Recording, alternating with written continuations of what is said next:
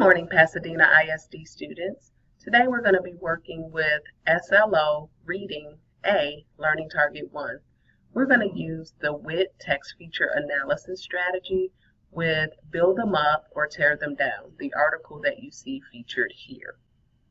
W.I.T is simply an acronym that comes from the first letter of the questions and the prompt that you'll use to analyze text features. The W comes from the first question, which is, what are the text features on page 1 and why do you think the author included them? The second question begins with an I.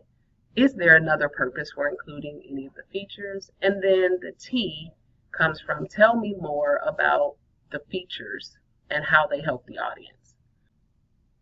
We're going to get started by previewing the directions, and then I'll model answering the questions for you.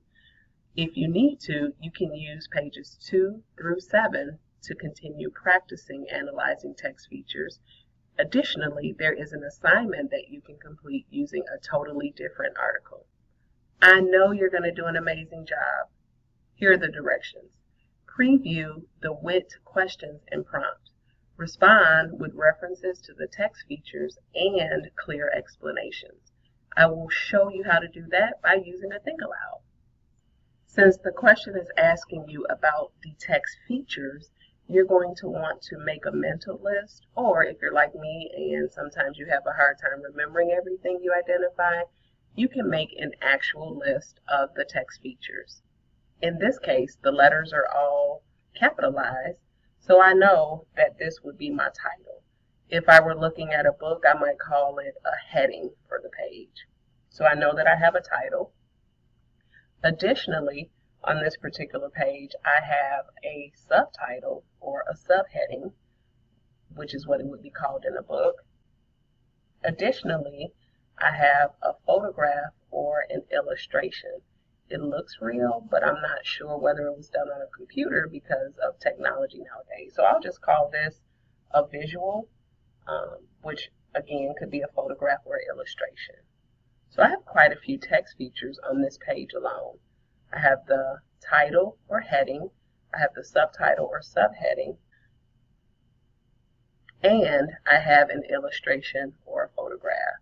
So now that I've identified the text features, I need to think about why the author included them. Besides listing the text features in my response, again, I want to talk about why I think the author included them. The author included them to give us, the readers, the audience, a preview of what his article will discuss. There are few better ways to preview information than using headings and titles and subtitles and visuals. That way, the audience is able to preview using either reading skills or visual imagery, which is engaging to most readers. Now I'll look at number 2 and answer the question regarding another purpose for the features.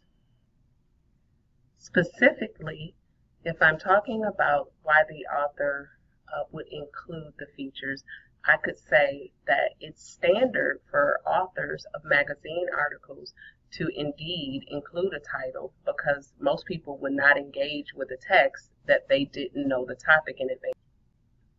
It's pretty standard to include visuals in magazines because they engage the reader again in becoming interested about the topic.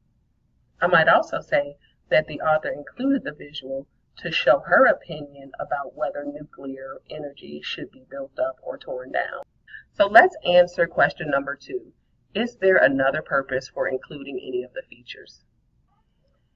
As I mentioned before, since it's standard practice to include features such as titles, subtitles, and visuals in a magazine, the author included the features in order to increase her chances of getting published. Just as a reminder that some of the decisions that are made belong to other people besides the author. So we want to consider the author, but we want to consider the other people who contribute to the articles that are written and published. Now we're going to call attention to prompt number 3. Tell more about how the features help the audience. So besides giving the audience a preview of what the article will discuss and thinking about any other purposes for including the features. Now we're going to explain how the text features that we mentioned help the audience. The title may help lay people to understand that there is a situation that's being debated, and the subtitle helps to be more specific about that situation. So it informs us, the reader, of current events, so to speak. Additionally, the visual helps the reader to understand that there is something that might be a little dangerous. And I say that because when you're looking at the symbol here, even if you don't know what it means, traditionally we know that black does not represent something that's light and happy and welcoming, so to speak. And then with the yellow, we understand that that's usually a symbol for warning. Like the yellow at a stoplight tells us it's time to slow down and possibly come to a stop. So we know that nuclear energy, just by this visual, just by the title and the subtitle, might be something that is dangerous or requires a warning. So now you are ready to continue practicing analyzing text features using WIT. I know that you're going to work hard and that your hard work will pay off. Good luck.